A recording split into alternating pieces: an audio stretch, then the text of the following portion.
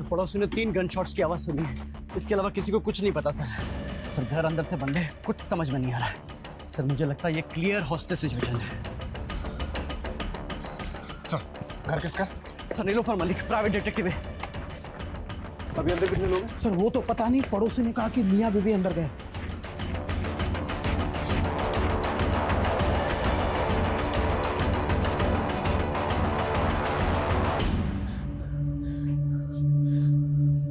Jacket का bullet proof? Sir पता नहीं था यहाँ जरूरत पड़ेगी, लेकिन मंगवाई है। उसका टाइम ही है हमारे पास, इंटरलॉक तोड़ना पड़ेगा।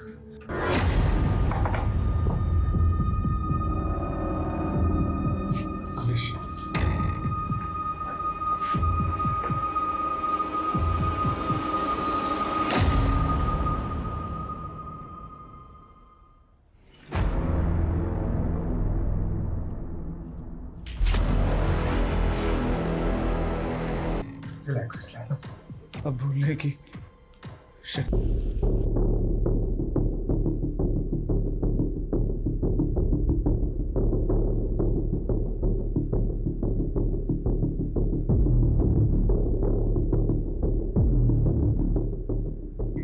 फॉरेंसिक को बुलाओ और उनको बोलो प्रीलिमिनरी रिपोर्ट जल्दी मुझे, और ये डेड बॉडीज को पोस्टमार्टम के लिए भेजो। जी सर।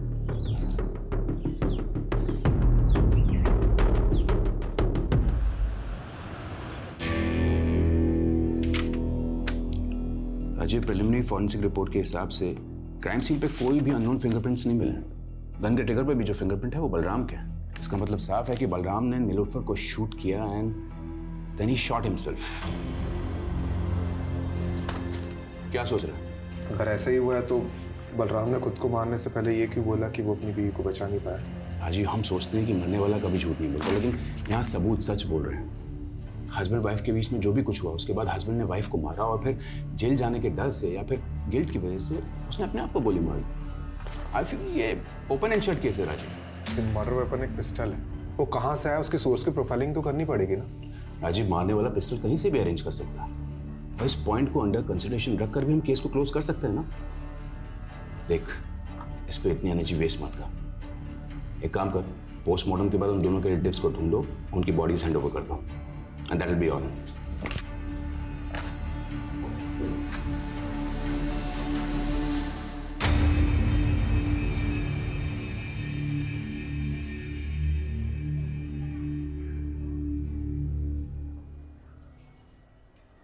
सर वो नीलोफर के घर में किसी भी तरह की फोर्स एंट्री एग्जिट के साइन नहीं मिले हैं। और सर किसी ने भी ये नीलोफर और बलराम के अलावा किसी तीसरे को नहीं देखा। ये बलराम और नीलोफर के रिश्तेदारों को पता चला? नहीं सर, लेकिन इतना पता चला है कि जो नीलोफर है ना, ये एनआरआई थी और इंडिया में तो इसके कोई भी रिलेटिव नहीं थे। और सर हाँ, यहाँ पर इसके डिटेक्टिव एजेंसी है और इसका एक असिस्टेंट है गोल्डी। और बलराम?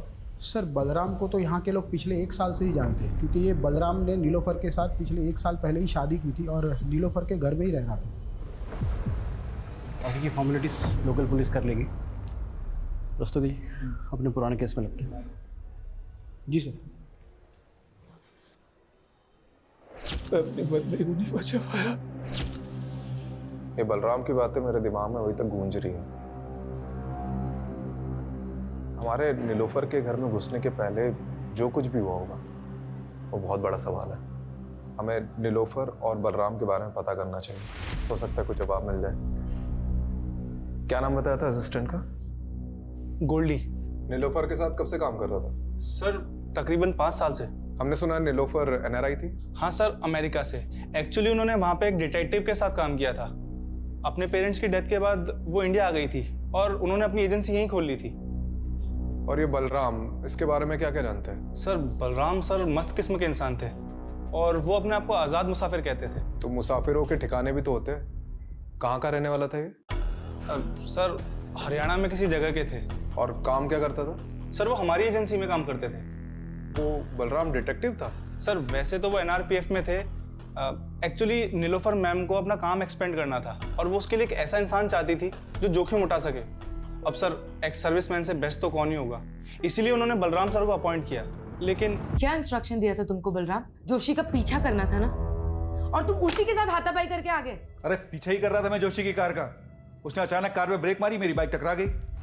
साली की बैकलाइट क्या फूटी, थप्पड़ मार दिया उसने मुझे, तो मैं क्या करता?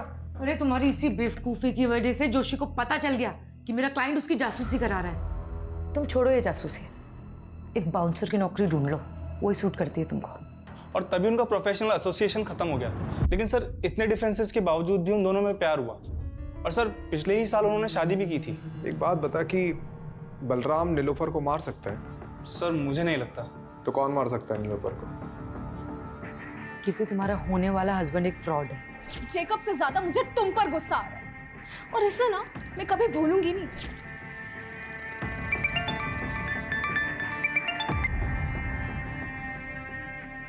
हेलो याद तो मुझे ही कर रही होगी ना डार्लिंग।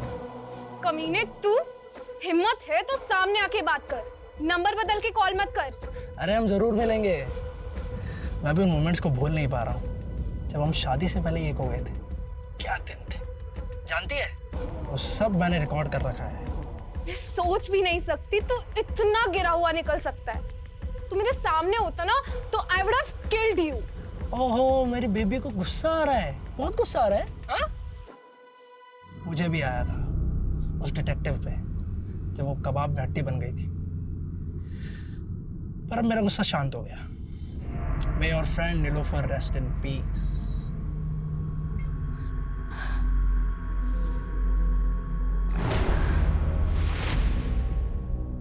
क्या वो डॉक्टर आपने अचानक बुला लिया? जी, ये मार्क देखिए, नीलोफर के ब्लड में ड्रग पाया गया है और इसी ड्रग की वजह से नीलोफर शायद कॉन्शियस नहीं रही होगी और उसका रेप किया होगा। ये रेपिस्ट का डीएनए क्या बलराम के डीएनए से मैच करता है? नीलोफर की बॉडी पे रेपिस्ट का डीएनए मिला ही नहीं। शायद रेपिस्ट ने कॉन्डोम यूज किया हो। सर ये नीलोफर के घर से हमें ना सिरिंज मिली है ना ड्रग मिला है, तो क्या ये सब बलराम ने गायब किया होगा? देखो, ये नए डेवलपमेंट के हिसाब से ये थ्योरी बनती है कि बलराम ने पहले अपनी बीवी को ड्रग देकर बेहोश किया। इस पॉइंट को कंसिडर करते हैं कि नीलोफर का रेप किसी ने तो किया है, क्योंकि अभी तक ये माना नहीं जा सकता कि बलराम ने ही उसका रेप किया, और ये भी हम नहीं मान सकते कि बलराम ने नीलोफर का मर्डर किया, क्योंकि जो आदमी खुद को मारने के पहले ये बोल रहा था कि अपनी बीवी को नहीं बचा पाया, वो अपनी बीवी को मार कैसे सकता है? चलो एक मिनट के लिए हम ये मान लेते हैं कि उस घर में उन दोनों के अलावा कोई तीसरा आदमी भी मौजूद था, तो क्यों बलराम ने उस तीसरे आदमी के बारे में हमें कुछ भी नहीं बताया और सुसाइड कर लिया? और अगर उस किलर के एंगल से सोचते भी हैं तो उसने पहले नीलोफर का रेप किया और फिर मर्डर कर दिया, तो फिर आई विटनेस बलराम को जिंदा क्यों छोड़ दिया? इसलिए मैं बलराम को रूल आउट नहीं कर रहा हूँ, लेकिन एक पॉसिबिलिटी तो है कि बलराम के अलावा भी कोई और क्रिमिनल हो सकता है। यू आर राइट राजीव, इसे तो इन्वेस्टिगेट करना ही होगा। You have free hold, go ahead. सिक्के को अगर हम यहाँ से देखें तो इसका सिर्फ एक ही पहलू नजर आता है, लेकिन इस केस का सिक्का खुद उठ के कह रहा है कि इसके दो पहलू हैं। मतलब सर? मतलब रस्तोगी जी, बलराम और नीलोफर की पर्सनल लाइफ को खंगालना होगा। देखते हैं इस केस का असली कलाकार सिर्फ बलराम ही था या और कोई था जिसके पास अपना कोई मोटिव था। जिंदगी के ये लंबे लंबे सफर इंसान का सफरनामा लिखते हैं। सर नीलोफर की कार पे फास्टैग लगा हुआ था,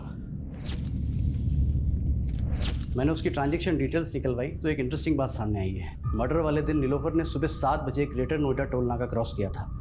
सर उस दिन यूपी से दिल्ली आई थी। यूपी में कहाँ गई थी वो? सर इसका जवाब तो गोल्डी के पास भी नहीं है, लेकिन हमने नीलोफर का फ़ोन अनलॉक करवाया तो कॉल हिस्ट्री के मुताबिक मर्डर वाले दिन नीलोफर की बात किसी कीर्ति सागर से हुई थी। तो ये कीर्ति सागर से मिलो, और क्राइम सीन पे नीलोफर के फ़ोन के अलावा लैपटॉप भी था ना, तो उसे भी तो देखो। मैं तब तक NRPF जाकर बलराम के बारे में पता करता हूँ, और तुम लोग नीलोफर और बलराम इससे जुड़े एक एक इंसान की प्रोफाइलिंग करो। बलराम सर ही 2009 तक NRPF में ही काम कर रहा था, फिर उसे बर्खास्त कर दिया गया। क्यों? उस पर अटेम्प्ट टू मर्डर का चार्ज लगा था। Attempt to murder? जी, 7 साल की कैद भी हुई थी उसे। 2009 से 7 साल, मतलब 2016 तक तो वो जेल में ही रहा होगा। ये किसका मर्डर करने की कोशिश की थी उसने? विक्रांत सिसोदिया का, वो उसका कलीग था। बहुत दिनों बाद आ रहा है ना शादी से। विक्रांत! बलराम क्या कर रहा है ये?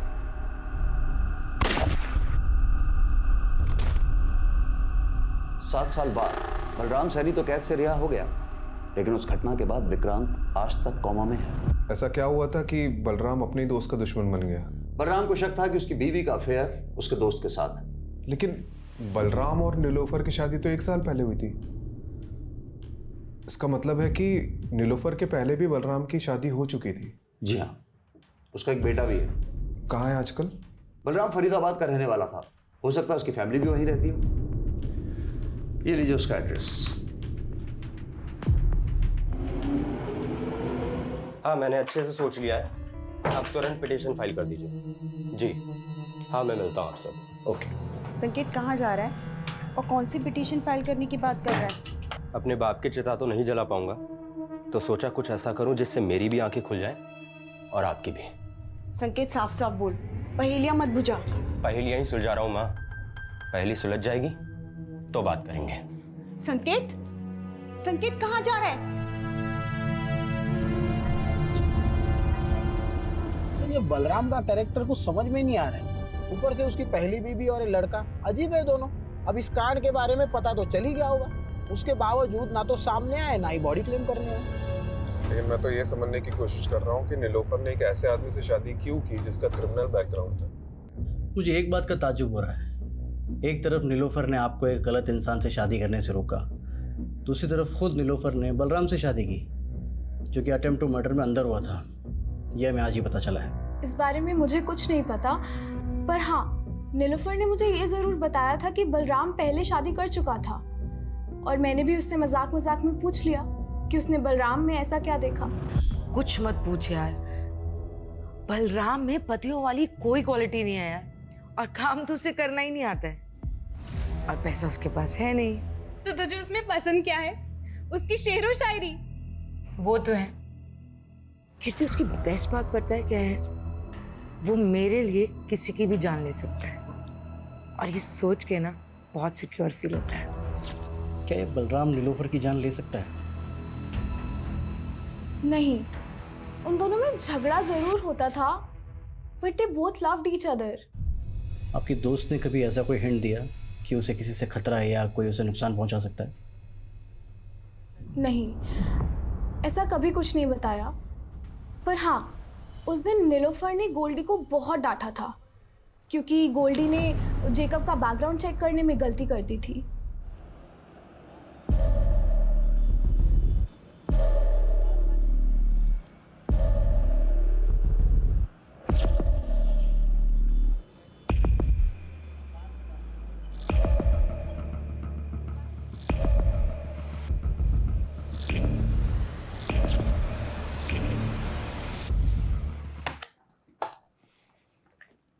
देखो संकेत, मैंने तुम्हारी ये पिटीशन तो फाइल कर दी है कि तुम्हें बलराम सैनी के साथ अपना डीएनए मैच कराने का मौका दिया जाए, पर तुम ये सब करना क्यों चाहते हो? क्योंकि उन्हें लगता था कि मेरी माँ ने उन्हें धोखा ही नहीं दिया, बल्कि मैं भी उनका बेटा नहीं। पर तुम ये सब करके अपने लिए गड्ढा खोद रहे हो। मेरा मतलब है जानबूझकर पुलिस की नज़र में सस्पेक्ट बन रहे हो। ये तो कभी प्रूफ नहीं होगा कि मैंने कोई क्राइम किया था, लेकिन डीएनए टेस्ट कराने का मेरे पास ही आखिरी मौका है। मैं चाहता हूँ दुनिया को पता चले मेरा बाप सही था या मेरी माँ।